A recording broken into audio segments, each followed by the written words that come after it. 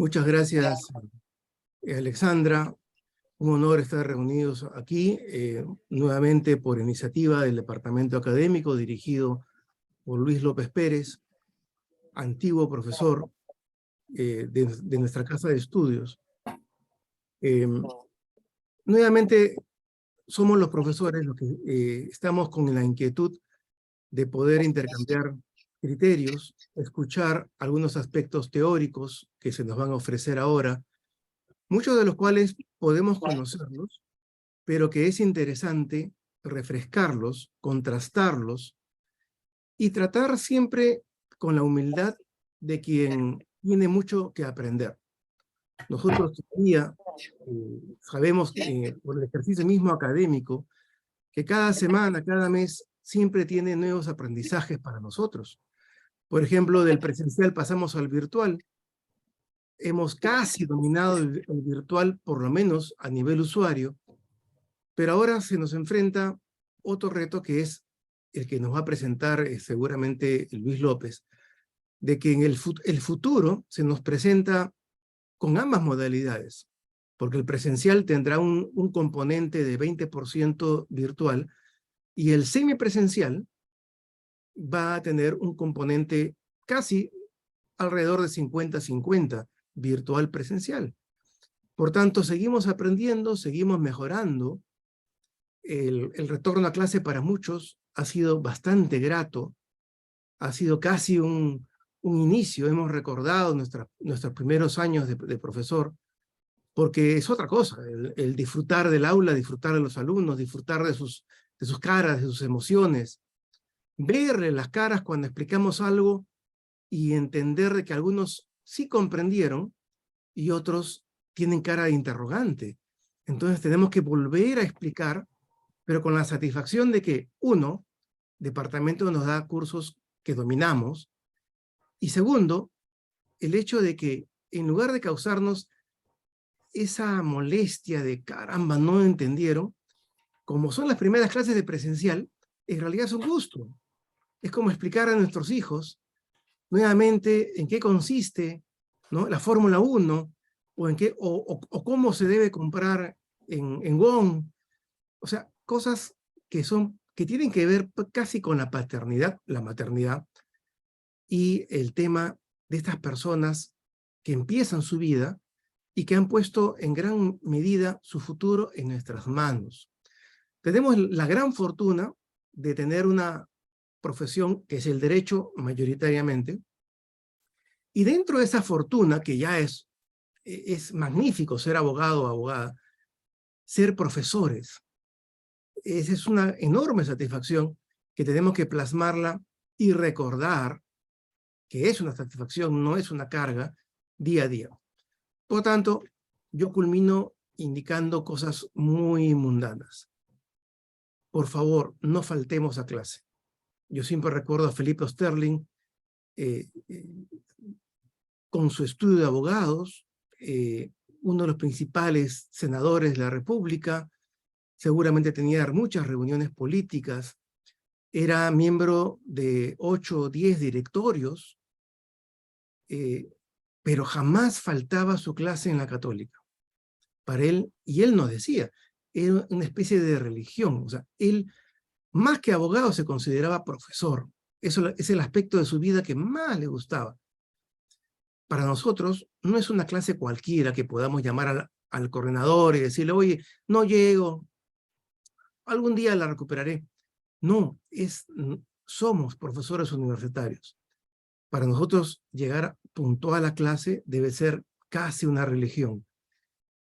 Y lo segundo, no nos hagamos problemas en el sentido de que quedar bien con los alumnos. Siempre habíamos hablado en el anterior encuentro de la necesaria distancia. No somos ni amigos de los alumnos, ni somos juzgadores, ni somos capataces del salón. Ni una cosa ni otra.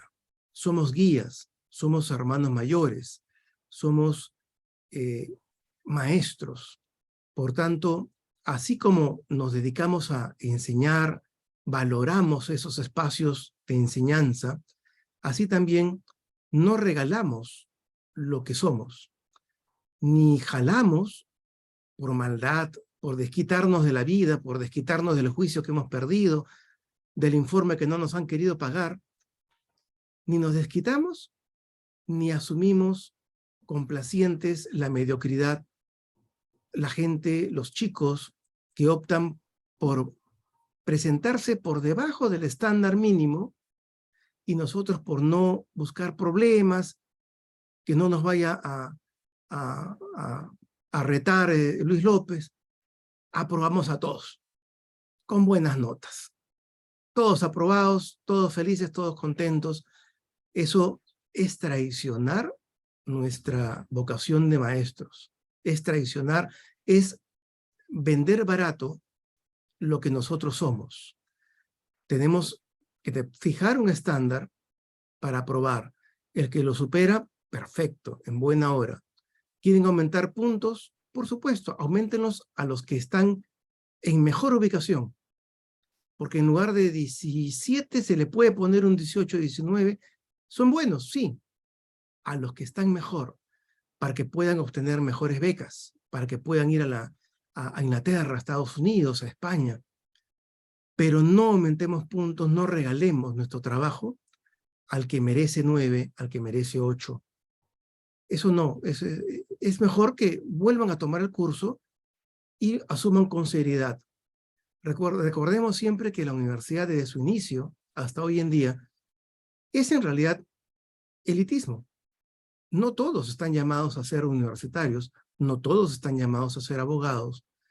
Es bueno que el que no tiene el esfuerzo, ni la inteligencia, ni la capacidad, ni las ganas de ser un buen estudiante de Derecho, se convenza y opte por otra cosa. De repente le hacemos un daño. De repente estamos condenando a alumnos nuestros a vender su firma a 5 o 10 soles en Palacio de Justicia. No hagamos eso. No nos traicionemos a nosotros mismos, seamos justos, seamos equilibrados, ponderados, no nos desquitemos de nuestros problemas en clase, no gritemos a los alumnos. Recordemos que a nosotros nos gritaban, nos retaban los profesores, los maestros. Hoy en día se habla de una generación de cristal que está acostumbrada a recibir más apoyo del que realmente necesitan. Por tanto, seamos equilibrados, mantengamos nuestra cátedra, nuestro espacio de enseñanza como el sacerdote que maneja sus utensilios, como el sacerdote que cuida lo suyo, porque es parte de su vida. Muchas gracias por estar presentes. Para todos es un sábado de fútbol, es un sábado de Fórmula 1, es un sábado de familia, es un sábado de parrilla para muchos, pero es que somos profesores universitarios y vivimos orgullosos de eso. Entonces, un par de horas dedicados a lo que somos, al corazón y a la mente nuestra, no está de más. Muchísimas gracias y un abrazo a todos. Gracias. Damos la bienvenida del señor doctor Ernesto. Y a continuación escucharemos también las palabras del doctor Luis López Pérez, director del Departamento Académico de nuestra facultad. Muy buenos días, doctor López. Buenos días. En primer lugar, doctor Ernesto Álvarez Miranda, decano de nuestra facultad, señores integrantes del equipo de dirección de la facultad, colegas y amigos hoy presentes en este evento tan importante como es este encuentro programado justamente para tratar de avanzar en el proceso de enseñanza-aprendizaje y adquirir e ir perfeccionando algunas herramientas que nos van a servir para poder lograr nuestros propósitos y poder lograr nuestros propios objetivos formativos. Como bien lo señalaba el señor decano, hoy enfrentamos una realidad distinta a la realidad pre-pandemia. Hoy las universidades en su conjunto tienen que establecer estrategias para poder seguir posicionándose, seguir avanzando y seguir consolidando los frutos obtenidos en todo este tiempo en que se ha venido ejerciendo la oferta educativa. Esta nueva realidad nos convoca y nos invita a asumir nuevos retos. Y estos nuevos retos implican, por ejemplo, una primera situación que hay que analizar. ¿Nos mantenemos en la modalidad presencial de enseñanza, aprendizaje, o asumimos nuevos retos e incorporamos nuevas modalidades? Pues nuestra universidad ha asumido el reto y por lo tanto viene trabajando modalidades alternativas y dentro de ellas la modalidad semipresencial y la modalidad a distancia. La modalidad semipresencial ya ha sido aprobada a nivel de nuestra facultad, ya ha sido aprobada mediante resolución decanal, y la modalidad a distancia también. Esta modalidad a distancia va a ser gestionada por la universidad virtual de nuestra universidad y va a estar dirigido, digamos, para un sector muy definido. El sector definido es para los adultos que trabajan, con una edad mínima de 27 años, y como les he indicado, va a ser gestionado por la universidad virtual. Y depende organizativamente, depende también el tema de dirección y liderazgo de nuestra facultad, ¿no? De ahí de que, a través de una resolución decanal, hemos aprobado nosotros esta modalidad a distancia, pero focalizada únicamente a este sector. Y hoy la modalidad a distancia establece un 80% de los créditos de plan de estudios en la modalidad a distancia y un 20% en la modalidad virtual, ¿no? Esas líneas establecidas por la SUNEDU se han cumplido. Y como bien dijo el señor decano, en lo que se refiere a la modalidad semipresencial, estamos justamente dentro de un límite siguiente: 60 presencialidad y 40 virtualidad.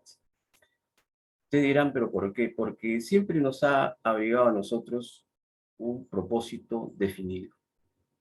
Y el propósito definido es que mientras no avancemos en un proceso prácticamente de incorporación de modalidades virtuales en un nivel de comprensión maximizado, no podemos de ninguna manera afectar con nuestra programación de modalidades lo que siempre hemos buscado: la calidad formativa. Colocar profesionales capaces, competentes en el mercado. Esa siempre ha sido nuestra principal preocupación. Y ahí de que toda esta estructura académica que se ha venido trabajando está en función justamente del logro de esas metas. Y creo que, modestia aparte, como institución lo estamos consiguiendo. Y dentro de ellos ustedes juegan un rol trascendental porque han ingresado a una facultad, y al ingresar a nuestra facultad de Derecho, en principio hay una carta de presentación: la calidad de ustedes, ¿no? Nuestra facultad se enorgullece de tener profesores de calidad y de profesores que asumen el reto también de cambio y de transformación. Y frente a este reto, lo que yo sí los invito a ustedes, a toda la comunidad docente, en este caso específico, los invito a colaborar activamente. ¿Por qué? Porque en la modalidad presencial, que hoy es una modalidad que comprende el 80% de créditos del plan de estudios en la modalidad presencial y un 20% de la modalidad no virtual, esta nueva modalidad, que se fundamenta en una currícula que ha sido actualizada, exige, por ejemplo, que los contenidos temáticos se adecúen a las unidades. Y nosotros hemos planificado ya todo un esquema de trabajo en donde la cabeza sigue siendo el director en lo que se refiere a la planificación del trabajo, están las coordinadoras académicas y están los responsables de área.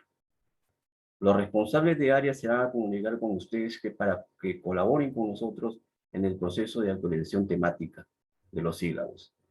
Es un reto porque es una cantidad realmente importante de sílabos que tienen que ser actualizados, tomando como base de trabajo la currícula actualizada. En ese sentido, ¿no?, sirve este encuentro para comprometerlos con este trabajo, ¿no? Y ya el responsable de área se va a comunicar con ustedes en su debida oportunidad.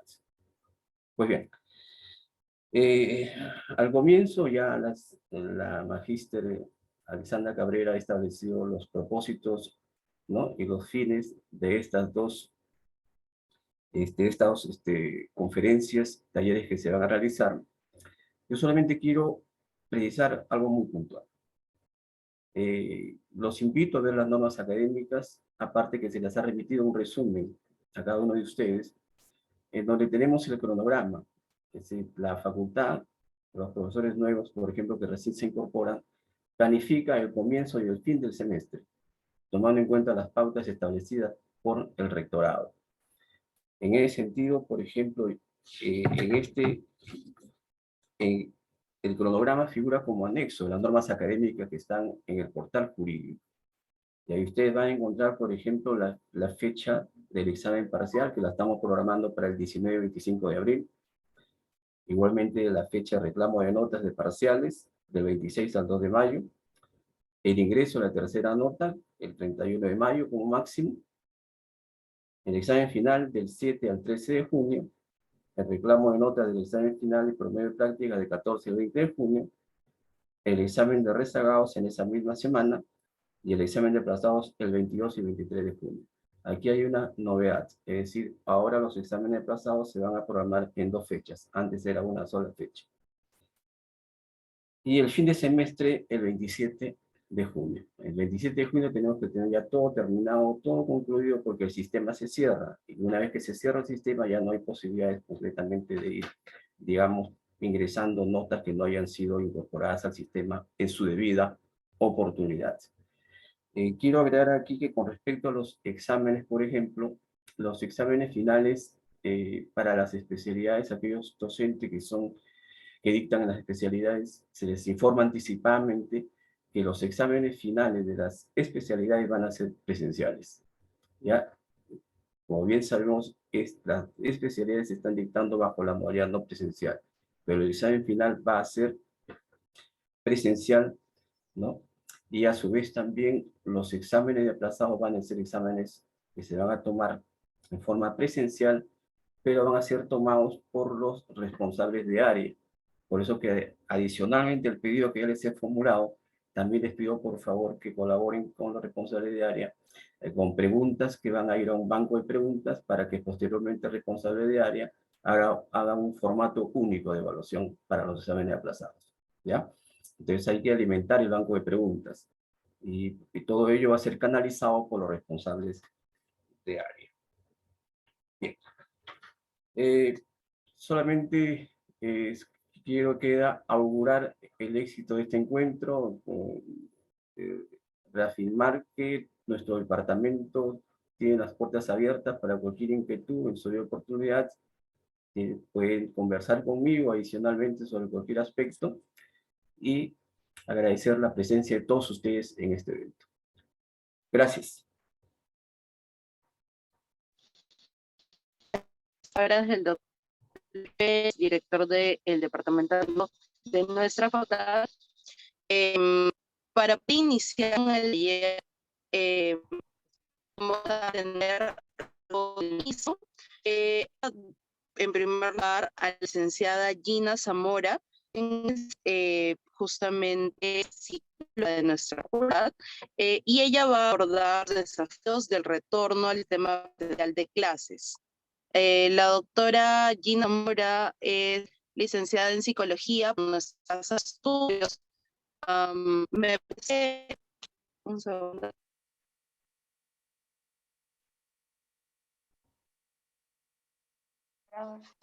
De acuerdo. ¿Me puede escuchar mejor ahora? Sí. Ahora sí. Muchas gracias. Como decía, el taller está a cargo, en primer lugar, de la licenciada Gina Zamora, quien va a abordar el tema de desafíos del retorno al sistema presencial de clases. Ella es psicóloga por nuestra casa de estudios y también es psicóloga educativa, justamente.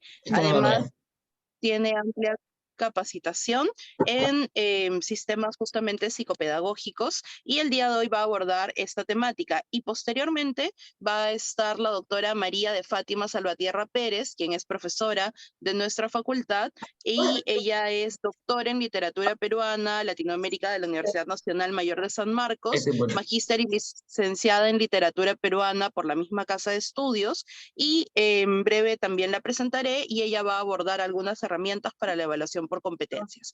En primer lugar, tendremos la presentación Desafíos del retorno al sistema presencial de clases, a cargo de la licenciada Gina Zamora. Muy buenos días, Gina.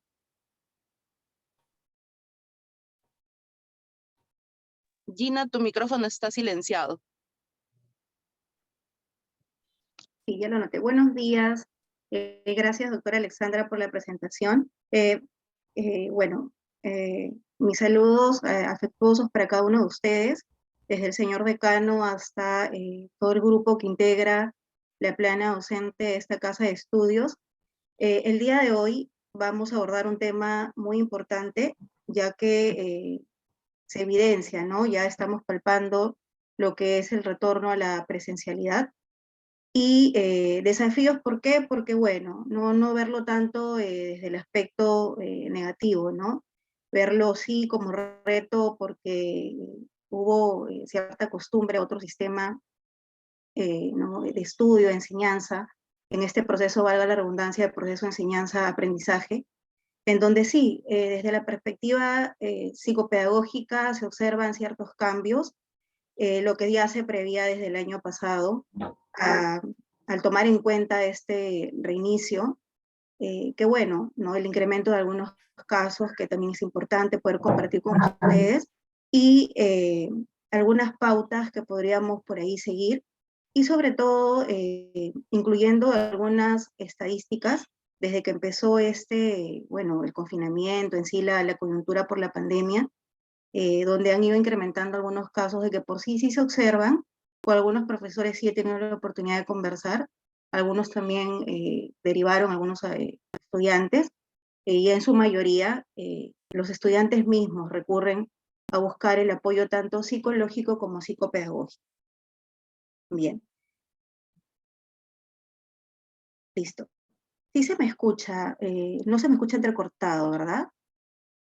Por favor, si me pudiera confirmar. Está bien. Okay. Gracias. Se escucha bien. Muy bien. Gracias. Bien.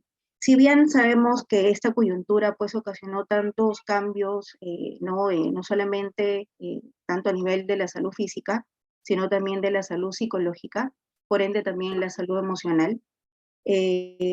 A partir ya de 2020 se le dio más importancia a este tema de la salud mental, ¿no? Implementando inclusive centros de salud mental comunitarios, que hoy en día en las sesiones se da como referencia a mucho alumnado, porque bueno, ¿no? Son realistas, también ven todo, incluyendo el aspecto también socioeconómico. Entonces se nota inclusive hasta la desesperación de no contar con los medios como para poder subsanar algún tratamiento tanto psicológico o psicoterapéutico como psiquiátrico.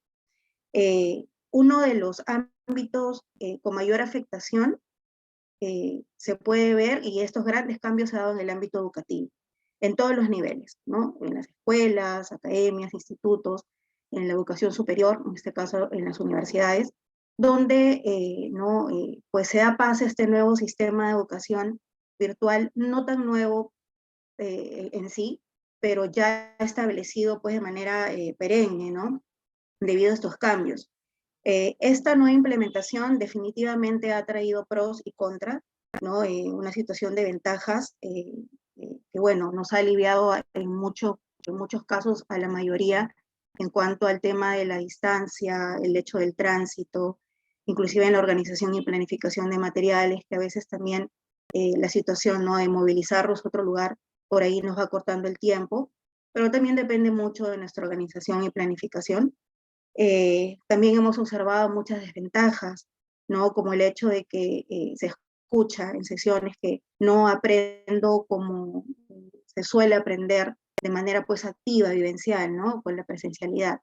Entonces, sí he escuchado de que inclusive algunos profesores han observado casos donde hemos tenido una reunión, creo que un par de semanas, donde también se evidenciaba casos de plagio, ¿no? Donde, bueno, se han convertido en maestros los estudiantes en todo lo que es esto del plagio, de inclusive formar grupos, ¿no? De WhatsApp para pasarse las respuestas, por ahí se hacen las transferencias, ¿no? Ya tú me yapeas, yo te plineo y me pasas esta respuesta, y se suele escuchar ello, ¿no? Entonces sí, y esto es nada más para abreviar de las inmensas desventajas que se pueden haber evidenciado, como también no vamos tampoco a recalcar siempre lo negativo, también puntos positivos, ¿no? Y que de todas maneras han repercutido en este proceso enseñanza-aprendizaje.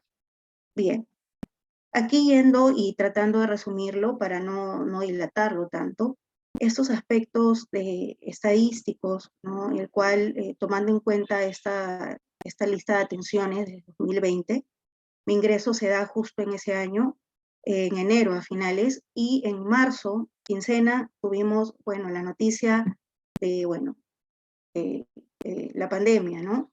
El confinamiento, pensábamos que tal vez esto iba a mejorar y esto nos llevó un par de años. Recién el año pasado retornamos a la semipresencialidad a mitad de año y bueno, hemos observado desde la unidad de servicio psicopedagógico diversos casos. Me enfoco más que todo en los que son de problema emocional. Valga aquí recalcar, problemas emocionales incluye episodios ansiosos, depresivos, casos de cuadros o trastornos de pánico, estrés postraumático, y eso va de la mano con estudiantes que por ahí han vivenciado todo el proceso de enfermedad de su familiar cercano, y bueno, lamentablemente en muchos casos, una gran mayoría quedó pues en orfandad, ¿no? Y bueno, sí, fueron casos muy lamentables que se tuvieron que dar el soporte de seguimiento psicológico, entre otros. Todo lo que intervenga en la parte emocional afectiva. Como lo digo acá, ¿no? Debido a esta coyuntura suscitada, ¿no?, este departamento atendió diversos casos. En el 2020, en el primer periodo, estuvimos solamente con 50 casos de problemas emocionales. Otro porcentaje relacionado a casos directamente del mismo contagio de COVID, que por ende también desencadenaba algún problema emocional. En el 2000, a ver, por aquí, en el 2020, en el segundo semestre, 65 casos. 2021, que todavía estábamos recién, ¿no?, en ese tema de la reactivación en varias esferas, ¿no?, poco a poco, recibimos 49 casos. En el 2021 aumentaron mucho más, porque todavía ahí había una latencia, ¿no? Había todavía, inclusive en las noticias, ¿no?, se observaba nuevas cepas, variantes, y esto todavía, si bien había una reminiscencia, esto estaba bajando, todavía no estaba como en la actualidad, que no quiere decir que no esté presente, simplemente ¿no?, los picos de infección y de todo ese cuadro de transmisión fuerte bajó. Y empezamos el 2022 con 68 casos a nivel emocional, 50 casos en el último semestre del mismo año. Bien, de un 100% de casos asistidos durante solo el periodo 2021, El 70% corresponden a episodios ansiosos o depresivos, los cuales repercutieron en el rendimiento académico. Los siguientes porcentajes ya corresponden a esa población derivado o que solicitaba ¿no? las sesiones por deficiencia académica, bajo rendimiento, y otros por tema de orientación vocacional, ¿no? Que esto ya es un 10%. Entonces, como ustedes pueden observar, esto no es que ha parado, esto es como ¿no? Un proceso que va avanzando, y ahora palpando ya la realidad, nos damos con la sorpresa de que sí, esto ya se veía venir, pues debido no solamente a la misma pandemia, el hecho del confinamiento, ya en casa se han suscitado hasta problemas ¿no?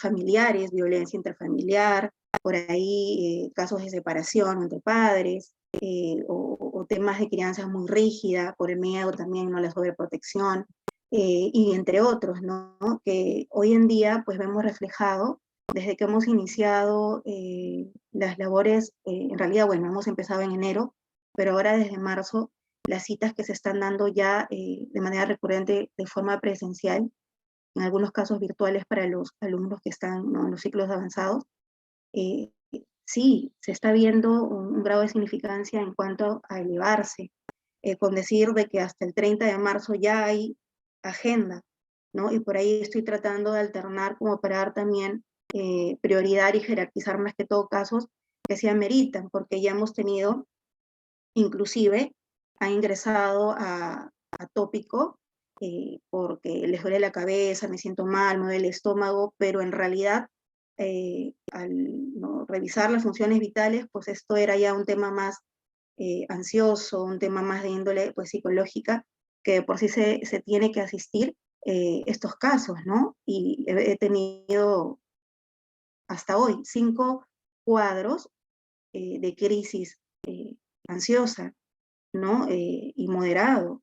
Entonces se ha tenido que sostener, contener, apoyar al estudiante para que pueda retomar nuevamente ¿no? el ingreso a clase, y sobre todo lo principal, que a nivel emocional pues esta ansiedad esté regulada, ¿no? Porque la ansiedad en realidad lo tenemos todos y sabemos que es una reacción pues ¿no? Emocional, natural, innata. Si no, no estaríamos como que avertidos ante un desafío, ante una amenaza o peligro.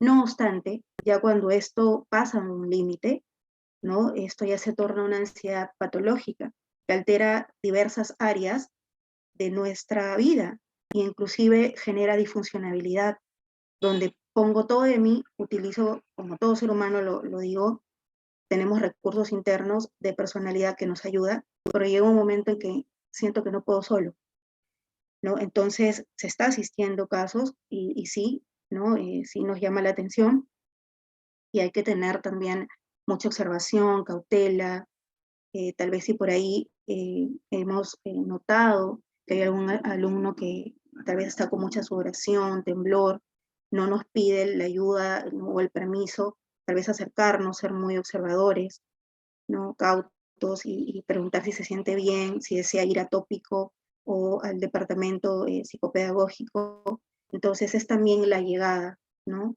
Y en su mayoría lo que he observado es que el mismo estudiante es el que solicita el permiso. Entonces, de acuerdo a esto que no les estoy relatando, de acuerdo a esta perspectiva desde el área que manejo, vamos a observar algunos factores de riesgo que conlleva, ¿no? Inclusive está desde, podría decir, desde antes de la pandemia, pero se ha acrecentado, ¿no? Viene, ¿cómo viene esta población? Definitivamente, no un porcentaje mayor con un mal uso de la tecnología. Inclusive, no solamente queda en el mal uso, sino también en el abuso de las redes sociales, del uso de las nuevas tecnologías, que para bien sabemos que hay muchas ventajas, porque nos facilita, ¿no? En muchos aspectos, nos soluciona la vida, ¿no? En otras, pues observamos que esto genera, pues sí, dificultades en la concentración, en la atención, en general en el área del aprendizaje. ¿Qué pasa con no solamente el uso, sino el abuso? Igual como en toda situación, hay una sobreestimulación a nivel neural.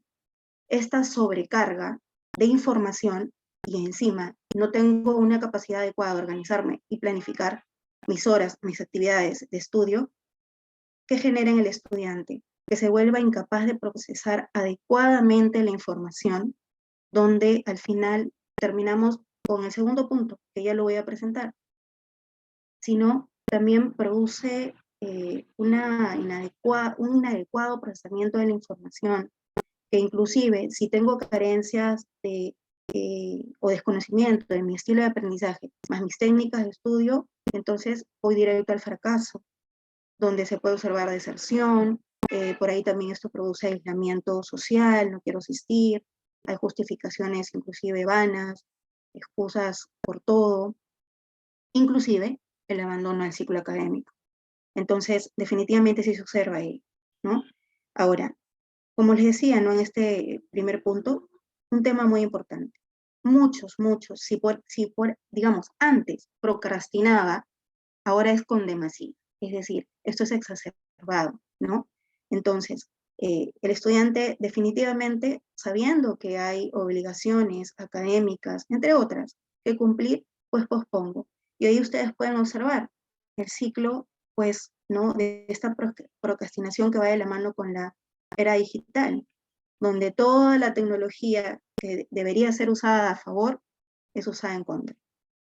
Sabiendo que tengo una actividad, ahí ustedes lo pueden ver, cómo se cumple este ciclo, y se da en la mayoría, en todos los que se aborda, ¿no? Sé que tengo algo que hacer, esto es un ejemplo nada más, ¿no? Voy por un café, entro pues a esta red social Facebook, por ahí quiero averiguar acerca de esto, me pierdo en el navegador, voy a estudiar con música, y esto definitivamente no es yo diría, no nos ayudaría, ¿no? Y mucho más, digamos, si consideramos que hay problemas de atención y concentración, pues definitivamente esto es un distractor latente. Después reviso las otras apps, y al final me doy cuenta que dentro de este ciclo de la procrastinación, ¿qué hice al final? Nada. Y empieza la frustración, empieza del enojo, paso con facilidad a la ira, empieza un montón de estados de ánimos negativos, autoverbalizaciones bueno, no sirvo para el estudio, soy un fracaso, entre otros, ¿no? Que se logra, pues, diferenciar. Entonces, hay algo muy importante y que debemos siempre recalcar y tener en cuenta, que siempre detrás de la procrastinación existe un inadecuado manejo de las emociones, no solamente la falta de ¿no? de organización y planificación, que lo vengo repitiendo, sino también, ¿no? un bajo o una falta de regulación emocional, ¿no? ¿Por qué? Porque me dejo pues dominar por esos estados de ánimos negativos, ¿no? Desmotivado, desganado, ¿no? Por ahí irritable, fastidiado. Entonces, definitivamente, esto va de la mano, no solamente con un tema de baja autoestima, sino también de inteligencia emocional. Otro factor de riesgo importante a tomar en cuenta, que definitivamente, como ya lo he explicado, con estos datos estadísticos, son los casos de ansiedad y depresión. Y justamente en la reunión que tuvimos hace un par de semanas, escuchaba a algunos profesores que intervenían, que sí habían observado desde el año pasado, con este retorno a la semipresencialidad, pues estos casos, ¿no? Conversaban, ¿no? Procura sacar una cita, en algunos casos sí, el mismo estudiante no se acercaba pues a pedirle ayuda. Ahora, es muy diferente en cuanto al manejo de un caso de pánico, donde el estudiante inclusive siente que va a morir. Y esto en sesión se le explica de que de 5 a 10 minutos dura este episodio. Se le ayuda ¿no? Con las técnicas de relajación y respiración, que son diversas, y específicamente un par de ellas trabaja directamente con los casos de pánico, que pertenece a todo el grupo de trastornos ansiosos. Entonces, aquí lo que nosotros quiero recalcar acá, ¿no? De acuerdo a los casos asistidos durante y post-COVID, o sea, en la actualidad, se evidencia un aumento significativo en la presencia de trastornos ansiosos y depresivos en muchos estudiantes, los cuales presentan inestabilidad emocional, bajo manejo de emociones, la falta de autocontrol, irritabilidad, frustración, entre otros indicadores.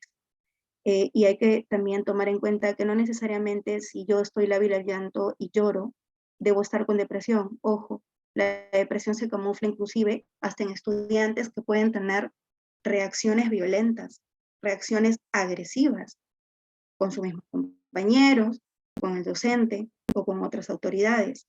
Entonces es un tema que, pues primero, siempre lo voy a decir, con cautela, siendo siempre observadores, y si esto amerita hacer la derivación, pues al área correspondiente, en este caso, al servicio, ¿no?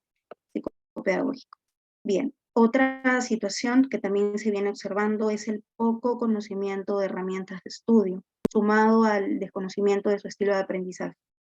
Recalco esto porque estuvimos trabajando desde 2020 con la doctora Mercedes Ormeño, quien, bueno, vino presidiendo el Comité de Orientación y Tutoría al Estudiante, una serie de acciones, ¿no?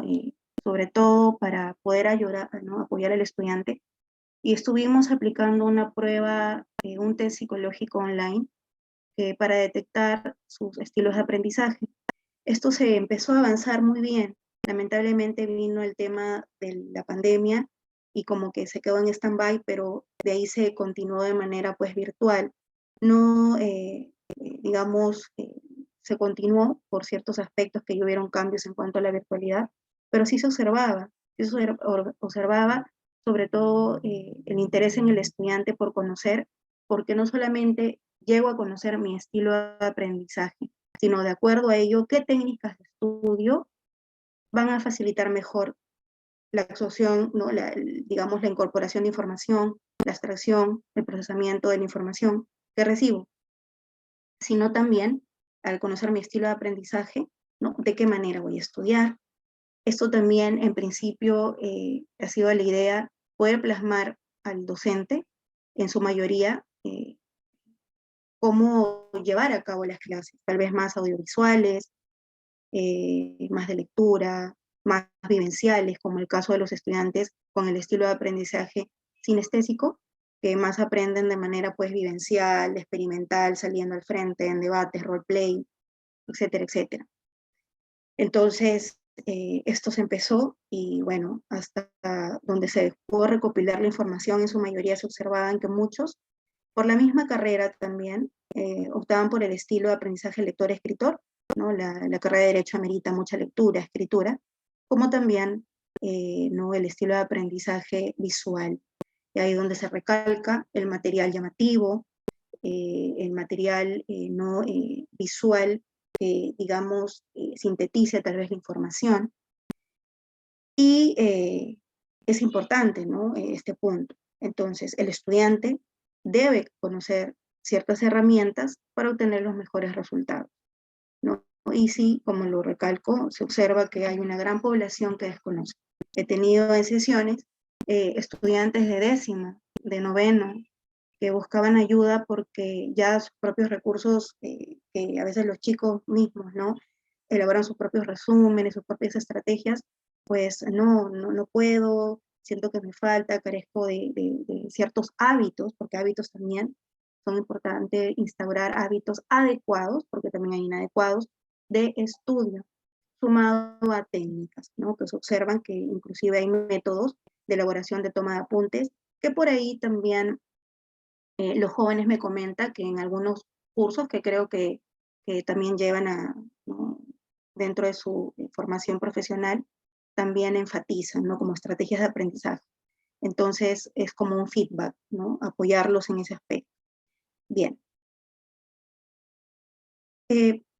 Sintetizar ciertas acciones de prevención, porque en realidad esto va a depender del manejo del docente, de ciertas estrategias, tanto pedagógicas como también ¿no? esta regulación emocional.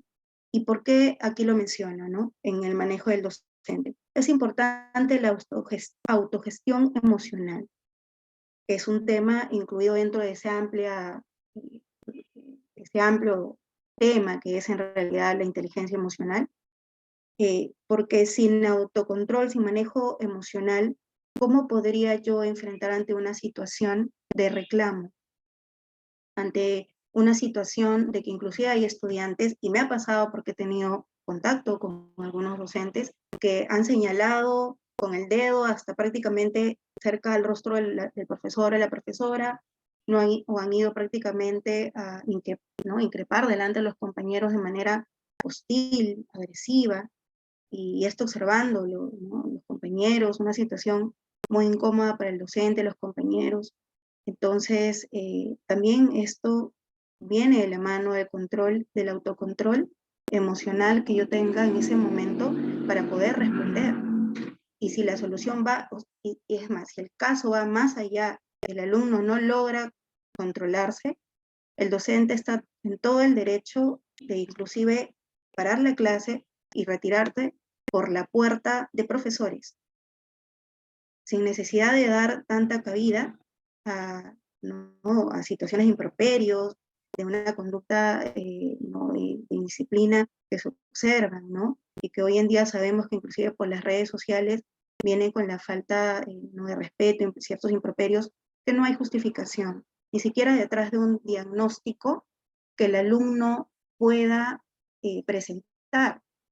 Porque si bien hay ciertos diagnósticos a nivel psicológicos, otros psiquiátricos que ameritan, bueno, comprendamos en algo la situación, nada tampoco puede justificar el hecho de disculpar unas ofensas de alto calibre, ¿no? Como se viene observando, ¿no? Entonces, hay que ser muy cautelosos con ello. Entonces, va a depender las estrategias pedagógicas para que el aprendizaje también sea significativo, no solamente la parte conductual, ¿no? El uso de la tecnología, ¿no? Si el docente tiene el adecuado uso de la tecnología o desconoce de algunas herramientas, ¿no? Tecnológicas, el material audiovisual, vistoso, las clases vivenciales y participativas. Y también, acá es importante, según el criterio del propio profesional, que es quien maneja y lleva a cabo las clases, ¿no? La toma de decisiones. Y por supuesto, basándose en el reglamento interno que todos, ¿no? conocemos y tenemos dentro de la facultad, ¿no? Para esa adecuada toma de decisión. Ahora, muchos dirán, ok, el manejo, la regulación emocional, pero nosotros, ¿quién tal vez se preocupó por nosotros? ¿No? Los docentes o los que estamos encabezando ciertas oficinas, las autoridades, ¿no? Entonces, sí, es un desafío, es por ello, ¿no? Este tema, ¿no? Al final, proporcionaré mi correo para quienes deseen, ¿no? Tal vez tener una sesión, abordar algún tema personal, sobre todo que esté relacionado a esta autogestión emocional. Yo gustosa podré brindarles el espacio, ¿no? La asesoría. Ahora, esto es muy importante porque el alumno observa también el lenguaje, no solamente verbal, no verbal. Entonces, tomen en cuenta esto de la autogestión emocional. En las charlas, segundo punto, y esto lo realiza la oficina que tengo a mi cargo, las charlas psicoeducativas se realizan de manera mensual, siempre con temas de aspecto tanto psicológico como psicopedagógico. Ya hay un plan anual que se presenta desde finales de noviembre para todo el año, ¿no?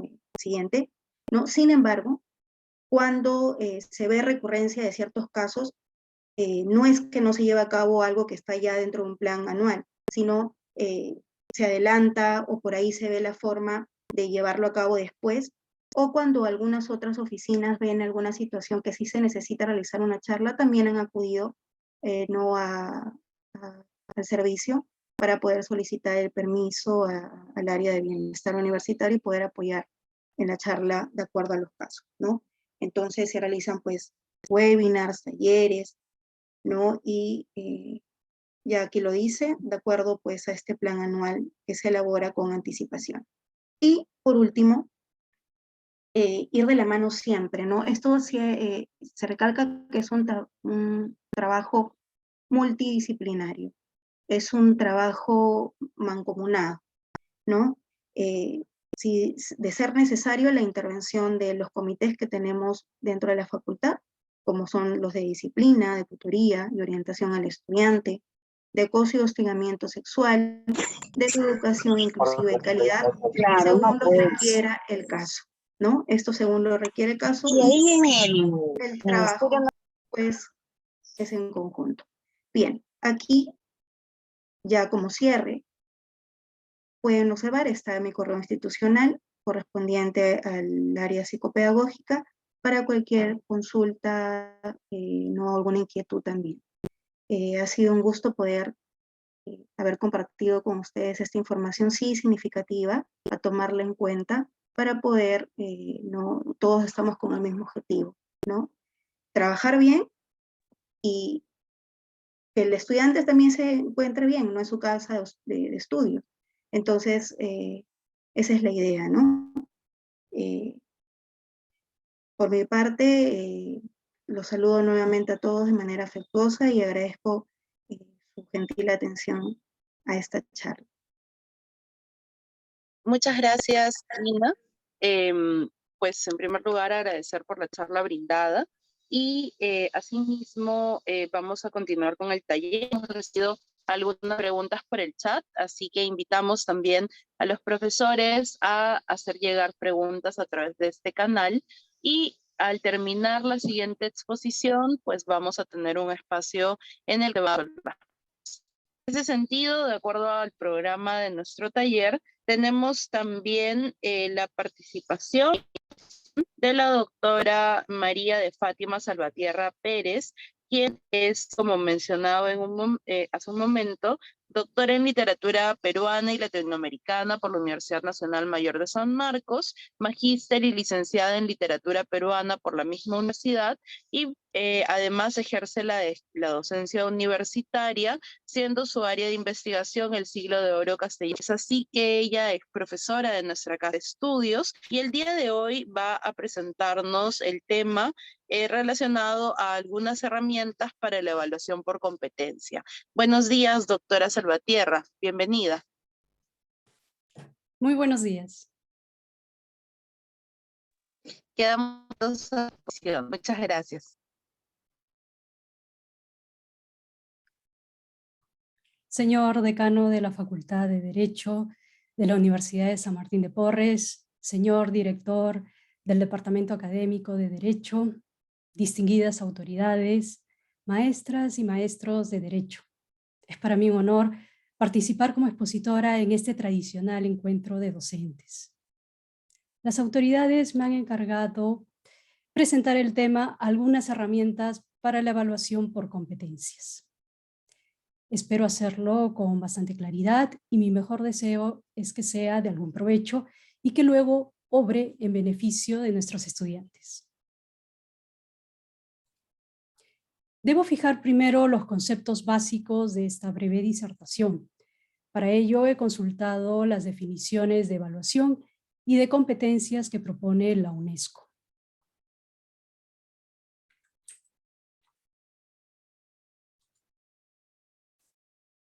Dice la UNESCO que la evaluación del aprendizaje consiste en recabar información de múltiples fuentes sobre lo que saben los estudiantes y lo que pueden hacer con lo que han aprendido.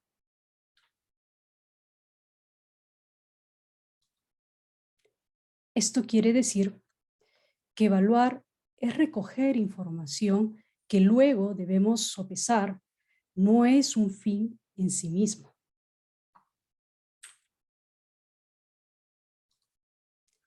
Esta evaluación aporta también información sobre los procesos y los contextos que hacen posible el aprendizaje y sobre los que pueden obstaculizarlo. Esta segunda parte del proceso de evaluación que atañe a la información sobre los procesos y los contextos que facilitan u obstaculizan es tarea de las instancias especializadas de la institución educativa. En consecuencia, la evaluación comprende no solo el examen del alumno, sino también el desempeño del profesor, la pertinencia del sílabo, del currículum, también de la propia institución educativa, en fin, de todos los componentes del proceso educativo. Pero hoy hablaremos de la evaluación del alumno. El segundo concepto básico que debemos recordar es la definición de competencia. También, según la UNESCO, la competencia se define como el desarrollo de las capacidades complejas que permiten a los estudiantes pensar y actuar en diversos ámbitos. Estas capacidades en nuestros sílabos las llamamos de 3 modos. Competencias cognitivas, saber; competencias procedimentales, saber hacer; competencias actitudinales, saber ser. La competencia cognitiva se vislumbra en el dominio de determinado conocimiento, o si el estudiante es capaz de comprender, inducir, deducir o sintetizar determinado saber. Por ejemplo, es capaz de recordar nombres, fechas, hechos, partes, símbolos, etc. Es capaz de traducir mensajes con sus propias palabras, interpretar, extrapolar conocimiento, o es capaz de encontrar los elementos del mensaje, las relaciones entre sus elementos y los principios de organización del conjunto, o es capaz de reunir elementos de modo que formen un todo. La competencia procedimental, también llamada instrumental, evidencia el saber hacer del estudiante, cuando es capaz de aplicar principios o generalizaciones a situaciones nuevas o problemas reales. La competencia actitudinal evidencia el ser, cuando es capaz de elaborar juicios, establecer el valor de ciertas ideas, métodos, soluciones, participar, optar. Como se ha visto, la evaluación es un proceso complejo. Repito, la evaluación del aprendizaje consiste en recabar información de múltiples fuentes sobre lo que saben los estudiantes y lo que pueden hacer con lo que han aprendido. Y también sirve para recoger información sobre los procesos y los contextos que hacen posible el aprendizaje y sobre los que pueden obstaculizarlo. Por lo tanto, no solo es cuestión de aplazar o aprobar al estudiante, o de preguntarle si es verdadero o falso. Ahora centrémonos en la evaluación del educando. En la evaluación por competencias debemos tener siempre presente que no solo se debe evaluar el grado de conocimiento alcanzado por el estudiante, competencia cognitiva, sino que debemos averiguar si puede operar con el conocimiento, sobre todo aplicarlo a situaciones nuevas, es decir, si sabe hacer, o competencia procedimental. Finalmente, last but not least, como dice la expresión inglesa, lo último, pero no lo menos importante, debemos hacer preguntas actitudinales para modelar el ser del estudiante. Es decir, su grado de compromiso personal con el saber adquirido. Competencia actitudinal. Para ello, el docente debe poseer alguna reserva de instrumentos que le permitan determinar con bastante aproximación estos logros. Vamos a recordar algunos de estos instrumentos o herramientas de evaluación. En ese sentido, la sumilla del sílabo es la que nos indica las competencias que se esperan lograr del estudiante a través de determinados contenidos. Y esto es lo que debemos evaluar. De ello depende de las competencias que pide el sílabo, la formulación de las preguntas. un check. ¿Ya? ¿Para qué es Disculpen. necesario agregar un correo? Audio. No es obligatorio agregar un correo personal, les comento. Si vas Bien, muchas gracias. 2 pasos previos para elaborar un examen por competencias. Una propuesta. Primer paso. Determinar el puntaje por cada competencia. Ejemplo. En un examen de una asignatura altamente teórica como teoría constitucional, teoría del derecho, se tendría que evaluar 3 competencias. El saber del estudiante con las preguntas cognitivas, luego, ¿qué es lo que puede hacer con lo que sabe? Preguntas procedimentales. Y el ser, con las preguntas actitudinales. Los valores, compromisos del estudiante están en esas competencias actitudinales. El peso de las preguntas lo asigna el profesor. Solo por mencionar algunos guarismos. Podemos poner 14 o 15 puntos de preguntas cognitivas y el resto de puntos, 3-3 o 3-2, repartidos entre las preguntas procedimentales o actitudinales.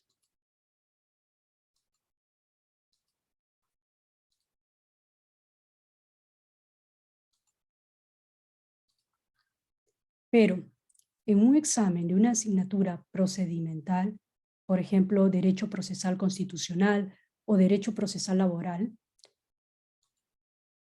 tendría que considerar esta vez un mayor puntaje para las preguntas procedimentales frente a las preguntas cognitivas y actitudinales. Estoy tomando ejemplos del plan de estudios casi a ciegas porque yo no soy abogada. En todo caso, la facultad tiene especialistas en cada área para aclarar algún detalle acerca del peso de las preguntas.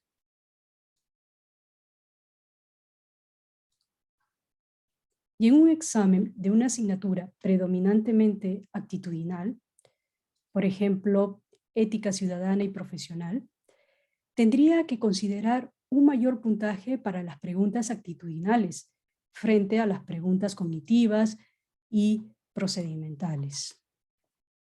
En estas asignaturas de esta naturaleza es el ser del alumno, su decencia, su opción por el bien, su compromiso con el bien común, el amor a su país, etcétera, lo que nos interesa. En todo caso, hay que apuntar a su actitud, porque el futuro y su comportamiento en la realidad ya dependerá de él. Pero la universidad nunca debe abdicar de su rol orientador y formador de la conciencia ética. Segundo paso para elaborar un examen por competencias. Escoger la herramienta de evaluación. Podemos dividir estas herramientas en principales y complementarias. Las principales son las pruebas escritas. Allí podemos hacer preguntas de opción múltiple, de ensayo y los test de actitudes. Y las pruebas orales para evaluar las exposiciones, debates y entrevistas. Estas herramientas que acabo de mencionar son muy útiles para evaluar los 3 tipos de competencias. En cuanto a las competencias complementarias, podemos considerar la observación sistemática, las listas de cotejo y el registro anecdótico. A continuación, explicaré cada una de estas herramientas para que ustedes puedan decidir cuál es la más pertinente al momento de evaluar las competencias requeridas en la asignatura que enseñan en el semestre en curso. Las pruebas escritas reportan objetivamente las 3 competencias.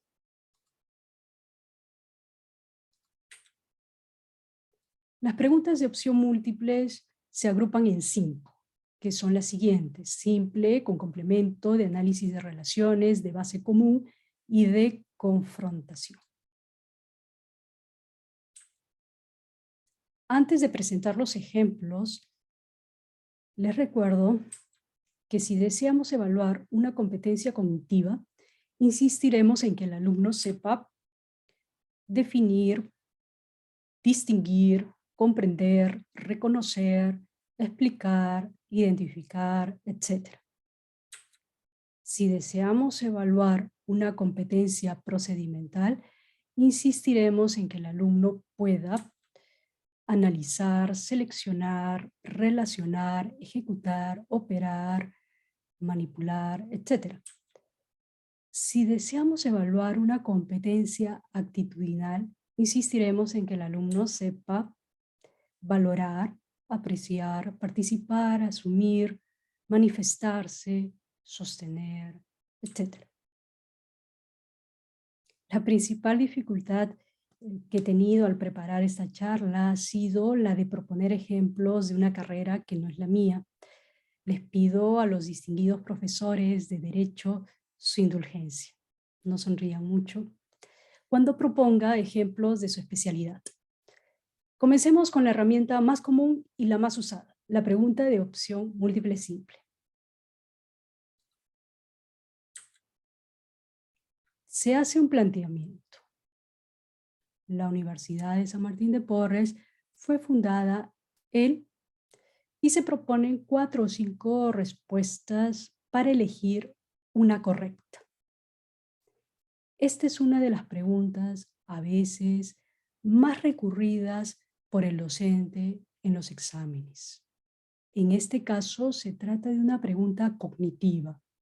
Averigua solo el saber. Los siguientes tipos de preguntas obligan un poco más al alumno a establecer relaciones, dilucidar, discernir, etc. Veamos ahora un ejemplo de pregunta de opción múltiple con complemento múltiple. La diferencia con la anterior es que las respuestas son combinaciones. El enunciado. Se puede llamar códigos adjetivos a los siguientes: Código Civil, Código Procesal Civil, Código Penal, Código Procesal Penal, Código Procesal Civil, Código Procesal Penal o Código Civil, Código Penal, ninguna de las anteriores. La pregunta de opción múltiple con análisis de relaciones.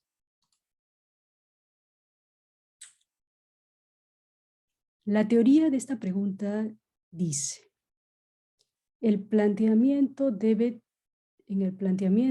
haber una premisa, P, y una razón, R, entre las cuales deben identificarse las siguientes posibilidades: premisa y razón ciertas. La razón es explicada por la premisa. Premisa y razón ciertas. La razón no es explicada por la premisa. Premisa cierta y razón falsa. Premisa falsa y razón verdadera. Premisa y razón falsa.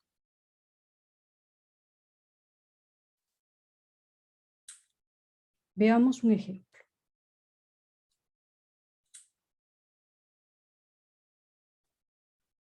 La Constitución de los Estados Unidos de Norteamérica data de sus inicios como república. A ello se debe la estabilidad de ese país y su desarrollo nacional. Cierto, cierto, con relación. Cierto, cierto, sin relación. Cierto, falso, falso, cierto, falso, falso. En este caso, una pregunta de este tipo obliga a pensar al alumno varias veces antes de marcar y hasta podría dejarla en blanco. Pregunta de opción múltiple de base común.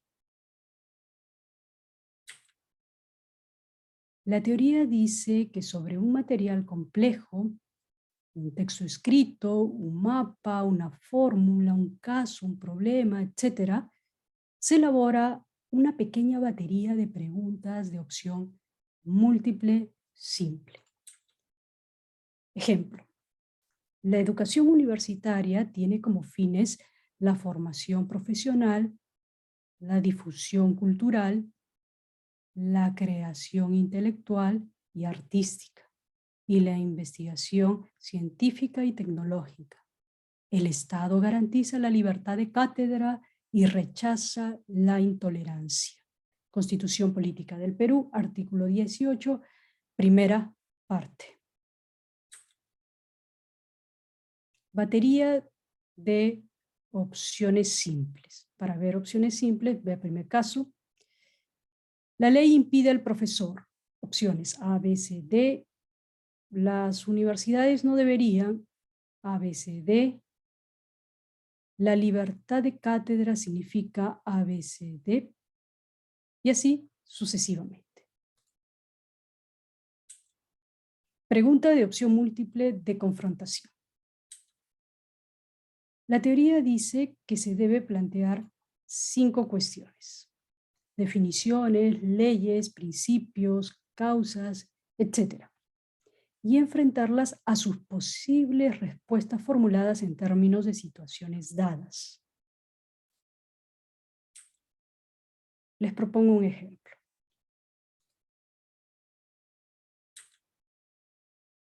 ¿Verdadero o falso? El ladrón entra en una casa habitada. Hurto, el ladrón entra en una casa deshabitada. Peculado, cohecho, concusión. El peso de la pregunta depende del profesor. En resumen, he presentado la primera parte de las herramientas para hacer un examen escrito. Ahora voy a decir una palabra acerca de las pruebas de ensayo, que son muy comunes entre los profesores.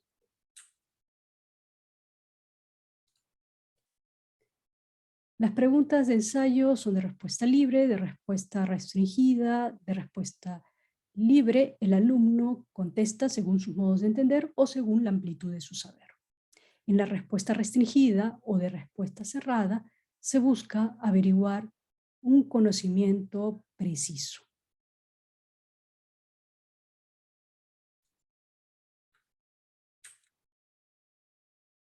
No daré ejemplo de pregunta de respuesta libre, porque, como su nombre lo dice, el profesor propone la pregunta y el alumno responde lo que sabe. El profesor califica según su entender y voluntad. En cambio, las preguntas con respuesta restringida no le dejan salida al estudiante si no sabe cómo proceder. La teoría dice que en este tipo de preguntas se tiene que limitar tanto el contenido como la forma de la respuesta del estudiante.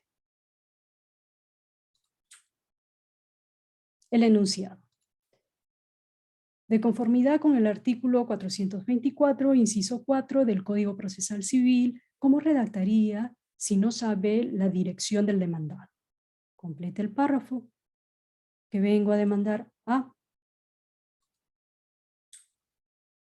Otros ejemplos de pregunta con respuesta restringida. Ahora propondré un ejemplo de mi especialidad. El texto lo he tomado del libro de estilo de la justicia de la Real Academia Española. Redacte un nuevo texto para corregir el gerundio de posteridad que está presente en el siguiente párrafo. En el título 1 se establece las disposiciones generales, iniciándose el texto con la determinación del objeto de la ley. Respuesta. En el título 1 se establece las disposiciones generales. Se inicia el texto con la determinación del objeto de la ley.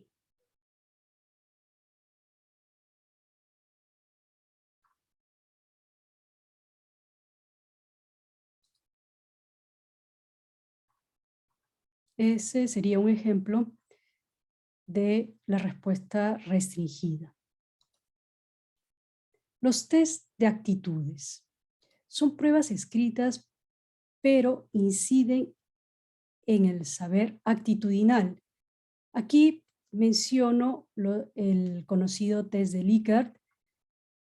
También tienen como opción para este tipo de preguntas actitudinales. Ese es el test de Likert. También tenemos el test del diferencial semántico.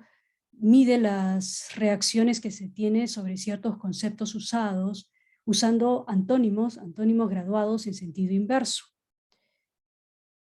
Bien.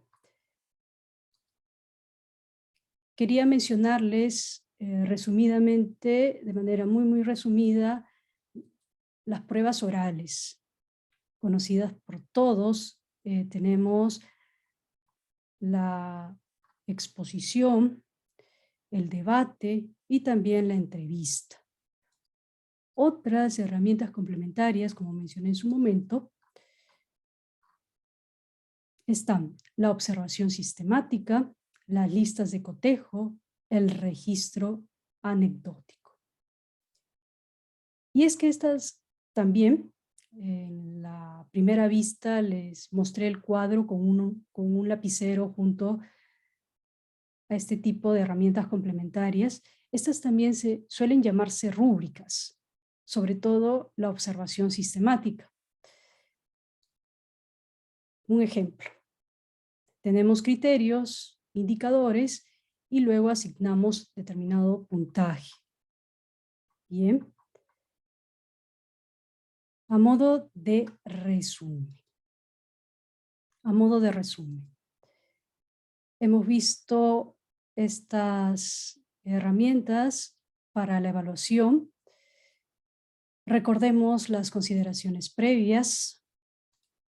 Si el sílabo es por competencias, hay que evaluar las competencias alcanzadas por el alumno y propuestas por el profesor en cada unidad temática. No solo el saber, competencia cognitiva, también se evalúa el saber hacer, competencia procedimental, y el ser, competencia actitudinal. Usar la herramienta de evaluación adecuada. Por ejemplo, una competencia actitudinal requiere el empleo de un test de Likert antes que de otro tipo de evaluaciones. El profesor determinará el peso de las preguntas en cada examen, teniendo en cuenta la naturaleza de la asignatura. Hay algunas donde prevalecerá la competencia procedimental sobre la competencia cognitiva y así sucesivamente. Depende de la competencia.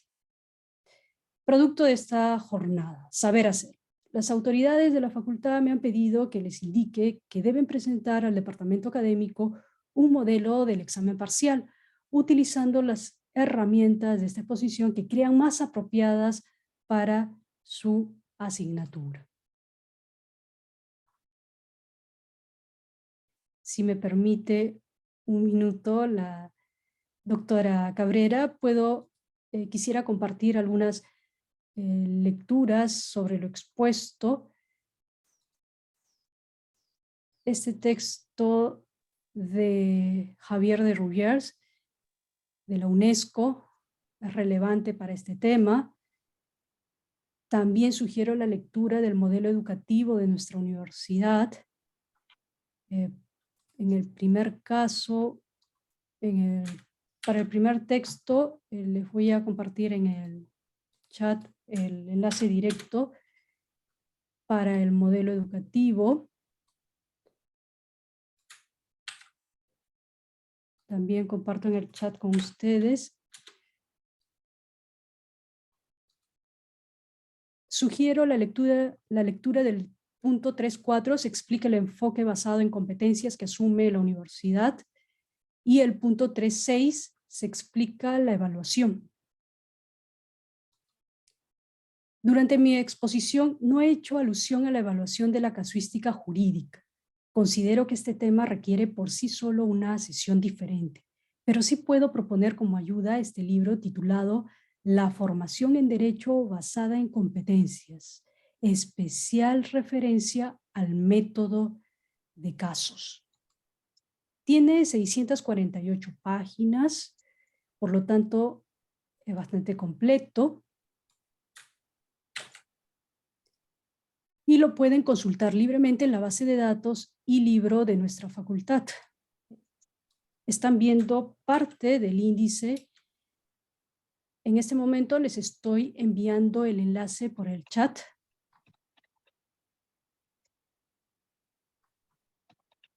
Para que puedan consultar ese texto. Finalmente, estamos, como bien han mencionado las autoridades, en un momento que reta a la educación en cuestión de tecnologías. Seguramente todos hemos escuchado ya las noticias del llamado ChatGPT 3.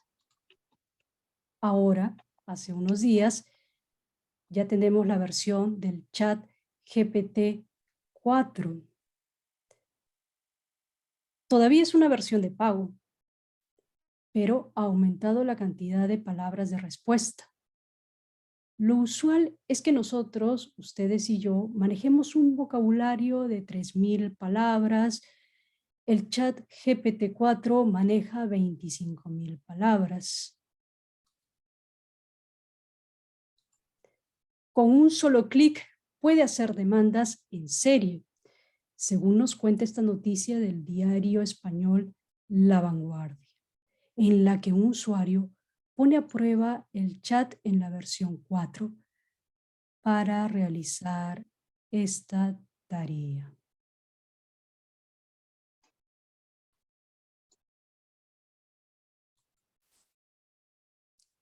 Leo la aplicación el uso que le dio este usuario hace unos días. Dice, TunnelsPay está trabajando en el uso de GPT-4 para generar demandas con un solo clic, para demandar a estas llamadas de robots por $1,500. Imagine recibir una llamada, hacer clic en un botón, se transcribe la llamada y se genera una demanda de 1000 palabras. GPT 3.5 no fue lo suficientemente bueno, pero GPT-4 maneja el trabajo extremadamente bien. Lo que están viendo es la demostración que subió el usuario a su cuenta de Twitter de cómo haría la demanda el chat GPT-4. La rapidez con la que redacta una demanda o una sentencia es increíble. Nuestros estudiantes van a estar muy felices en esta nueva plataforma. En este momento les estoy enviando los enlaces de la ampliación del tema, de esta noticia también, que ustedes bien podrían consultar.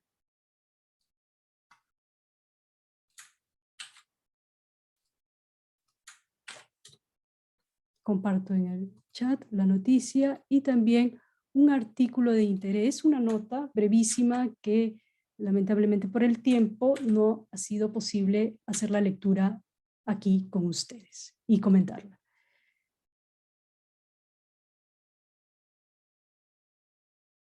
Esa es la plataforma de este software que ha puesto nuevamente en jaque la educación, la tecnología. Muchas gracias. Agradecemos a la doctora María de Fátima Salvatierra por la presentación sobre algunas herramientas para la evaluación por competencias. En ese sentido, vamos a tener una ronda de preguntas con ambas expositoras y luego de ello vamos a tener espacio para la última foto grupal. Así que, en primer lugar, respecto de la profesora Fátima, en un momento le voy a hacer llegar las preguntas, pero vamos a iniciar con algunas preguntas dirigidas a la exposición de la licenciada Zamora. En ese sentido, Gina, por ejemplo, en el chat preguntaban cuáles son los canales en caso de que los profesores detecten alguna de las situaciones que tú bien planteabas en tu presentación y puedan detectar algunas de ellas. A través de canales pueden contactarse contigo y poder acercar el servicio psicopedagógico de la facultad.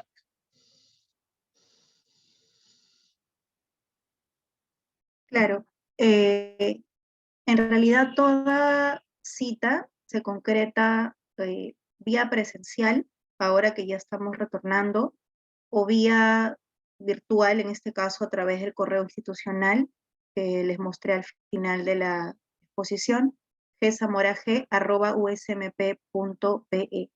Este correo, si el estudiante quisiera, perdón, si el docente quisiera dar algún alcance de acuerdo a algo que ha observado, que tal vez sí lo trató de manejar, y esto ha conllevado otras situaciones que sí amerita una derivación, o al menos que el estudiante reciba alguna asesoría, alguna orientación, puede escribirme directamente, como lo han hecho muchos profesores, a mi correo institucional, explicando el caso y con los datos del alumno, como para yo poder también citarlo, ¿no? Tener la oportunidad de citarlo. Ahora, otros aspecto es que en realidad el estudiante es quien va y solicita, ¿no? De acuerdo no solamente por sí mismo, sino a la recomendación también del docente.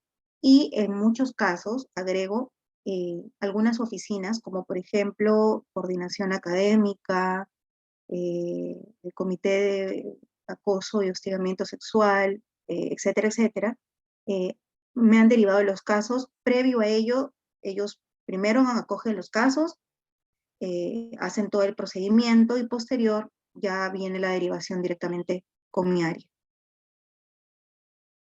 Estas son las tres formas. De acuerdo, muchas gracias, Gina.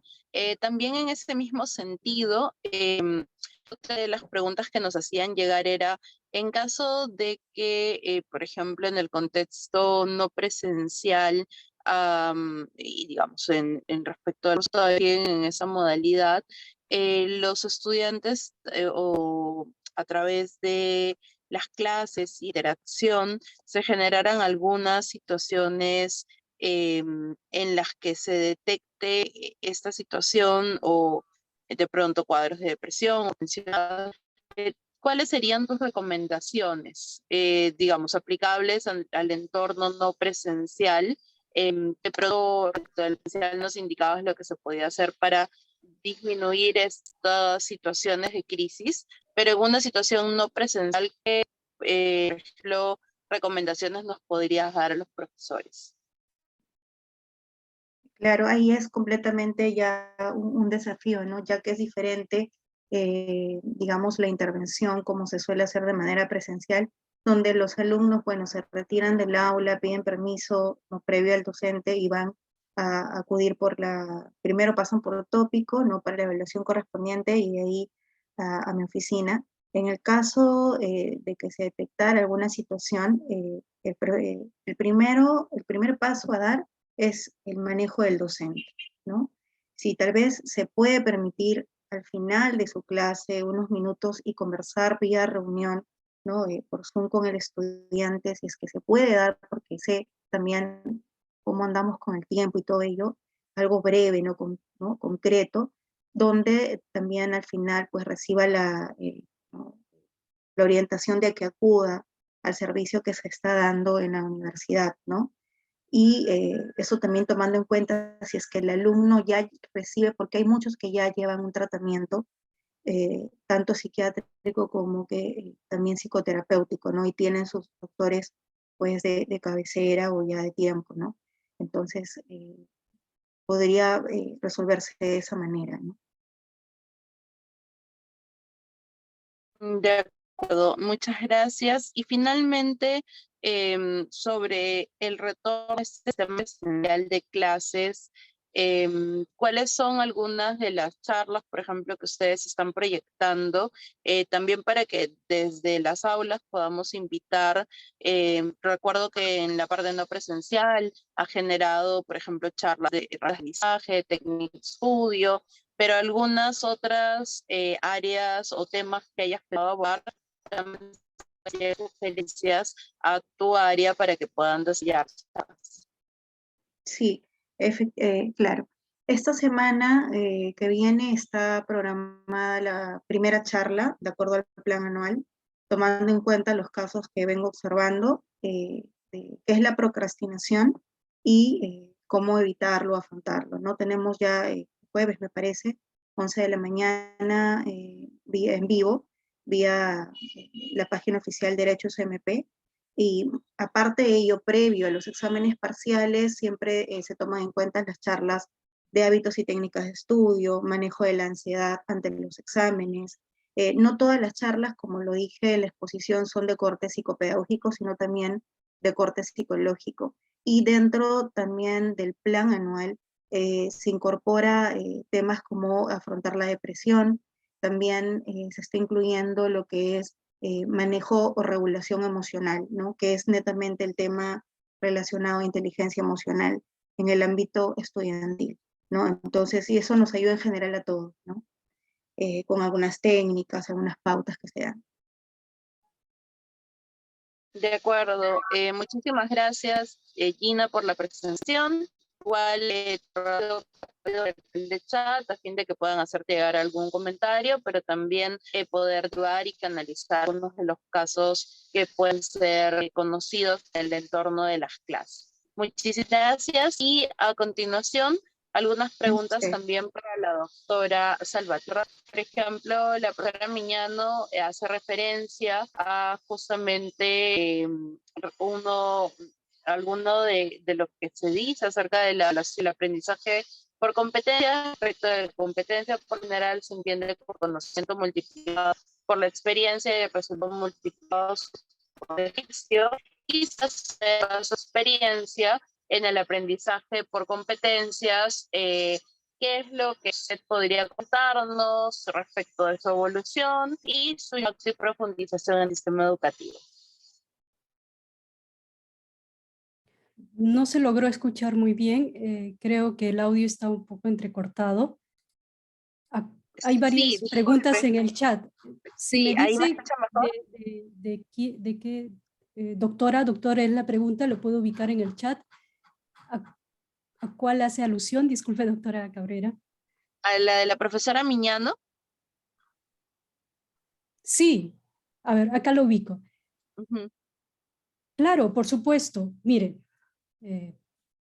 distinguidos doctoras, doctores de Derecho. Por ejemplo, en una exposición de un estudiante con una rúbrica, usted podría evaluar las 3 áreas. Cuando el estudiante está exponiendo, está demostrando sus conocimientos. Ahí está la competencia cognitiva. Luego, cuando en la exposición demuestra que ese conocimiento sirve para resolver un caso o, bueno, según lo que se solicite en la asignatura, está demostrando el saber hacer, que puede aplicar ese conocimiento. Luego, la competencia actitudinal. ¿Cuál es la posición del ser? ¿Cómo él juzga, cómo ella juzga, valora el tema que está tratando? Si en su discurso evidencia valores, un compromiso ético, también se puede considerar en la rúbrica de evaluación, bajo ciertos criterios que ya nosotros como docentes creativamente podemos explicar, puntualizar y que los mismos estudiantes estén preparados al momento de realizar, por ejemplo, una exposición. Pero también podríamos encontrar esas 3 áreas, esas 3 competencias en un ensayo, en una monografía. Sí se puede evidenciar. En algunos casos, como mencioné en asignaturas más teóricas, va a prevalecer la competencia cognitiva, quizás, pero en realidad subyacen, son transversales las competencias, ¿no? Son transversales, van a estar allí presentes en todo. Recordemos la dimensión integral en la formación profesional. Muchas gracias por su pregunta.